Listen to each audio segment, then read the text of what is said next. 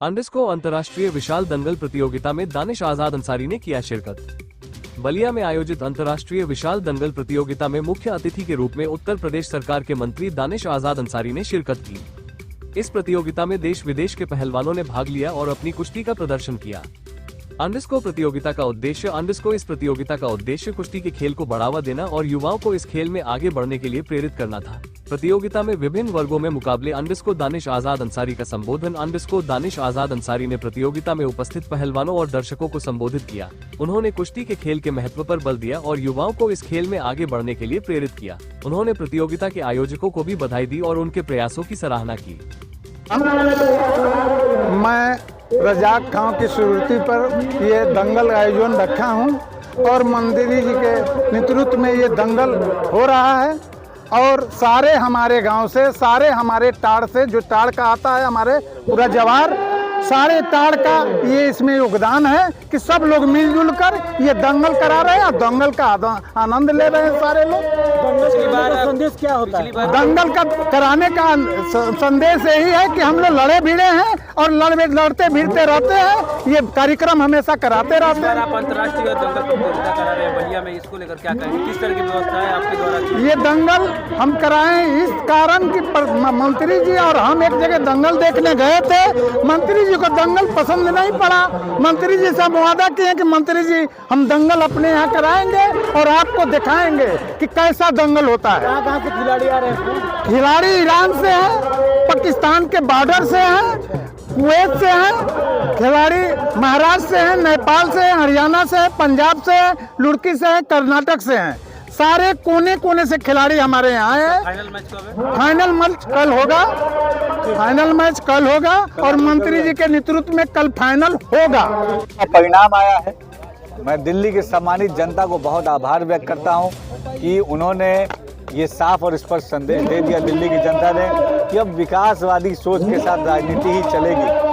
अरविंद केजरीवाल जी का जो कार्यकाल रहा उसमें उन्होंने केवल और केवल दिल्ली को गुमराही के रास्ते पर भटकाने का काम किया, दिल्ली को विकास से पीछे ढकेलने का काम किया।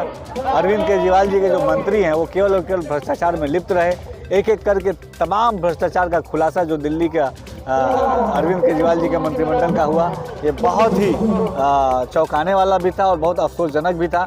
लेकिन इन तमाम चीज़ों का बदला दिल्ली की जनता ने लिया है। आज दिल्ली विकास के पथ पे आगे बढ़ेगा, ये हमारी भारतीय जनता पार्टी की सरकार सुनिश्चित करेगी। इसके अलावा जो मिल्कीपुर का विधानसभा उपचुनाव था, इसमें जो समाजवादी पार्टी को करारी हार मिली है, इस बात को समाजवादी पार्टी को स्वीकार करना चाहिए। हर बात पे केवल और केवल इलेक्शन कमीशन पे ठीकरा फोड़ना, ईवीएम पे उंगली उठाना, प्रशासन पे उंगली उठाना, अब समाजवादी पार्टी को बंद कर देना चाहिए।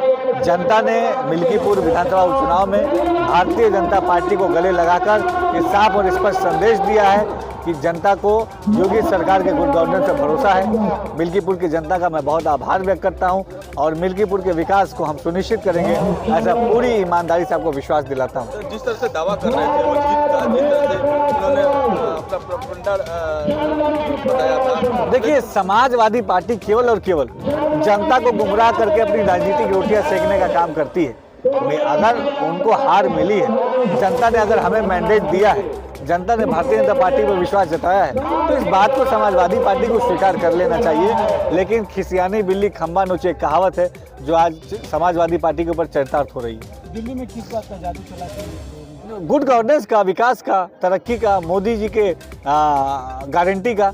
आज प्रधानमंत्री मोदी जी ने ईमानदारी से दिल्ली की जनता से जो वादा किया था, उस वादे पर जनता ने अपना भरोसा जताया है और निश्चित तौर पे मोदी जी के दिल में दिल्ली है और दिल्ली का विकास है और दिल्ली के विकास को हम सुनिश्चित करेंगे। सुबह उमर अब्दुल्ला का ट्वीट आया कि जो है आपस में लड़ रहे हैं, इसी कारण जो है। देखिए, इंडिया अलायंस गठबंधन के जो फॉर्मेशन इन्होंने किया था, ये केवल और केवल झूठ और भ्रम फैलाने के लिए किया था विपक्ष ने। विपक्ष केवल और केवल अपनी निजी राजनीतिक स्वार्थ के लिए इस अलायंस को उन्होंने किया था। जनता से उन्हें कोई मतलब नहीं था, देश से उन्हें कोई मतलब नहीं था, समाज के विकास से उन्हें कोई मतलब नहीं था। तो इंडिया अलायंस गठबंधन की तमाम दरें जो परतें हैं एक एक करके खुल चुकी हैं और इंडिया अलायंस गठबंधन एक फेल एक्सपेरिमेंट साबित हुआ है।